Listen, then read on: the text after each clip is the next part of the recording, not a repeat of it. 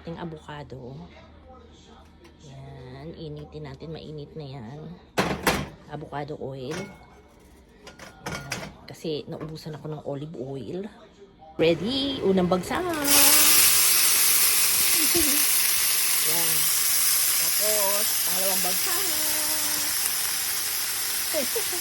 Yan ang ating cauliflower rice.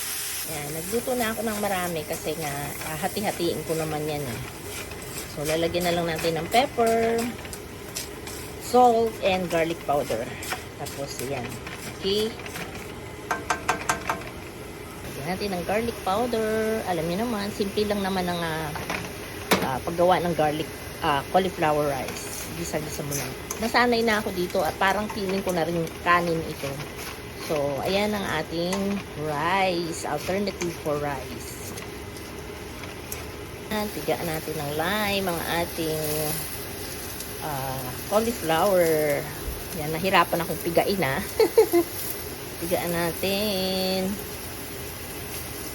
So, kailangan matibay ang grip mo dito.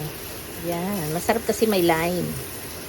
Ang ating cauliflower rice, super white, para rin siyang rice. Alam nyo guys, nung una ayaw ko nito, cauliflower.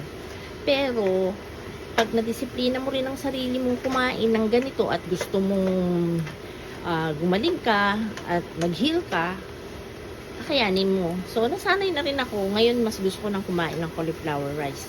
Kaya pag kumain ako ng rice, nami-miss ko rin ng rice minsan. Pero pag kumain ako ng rice, sumasakit ang tiyan ko, sa totoo lang. Parang dumadaan sa lining ng aking mura. So, parang hindi na ako sanay kumain ng kanin. So, kaya kailangan konting-konting kanin. 1/4 cup is enough for me. Pero ito, pag kumain ako nito, talagang walang sakit sa tiyan. Okay na okay.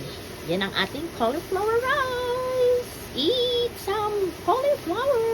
Ito ng ating cauliflower rice. So, suggestion lang sa mga nanay o sa mga ate, kuya na nagtatrabaho para hindi kayo mahirap mag-isip ng kakainin nyo for the next day at dadalhin sa trabaho as baon, gumawa kayo ng meal preparation. Luto nyo na lahat, tapos lagay nyo sa isang tray or something na pwede nyo ilagay doon.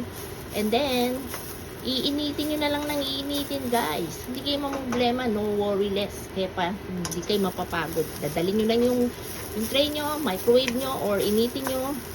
Madali lang. Ewan ko lang kung may mga microwave sa mga trabaho nyo, pwede yun. Okay? Bye! Thank you for watching!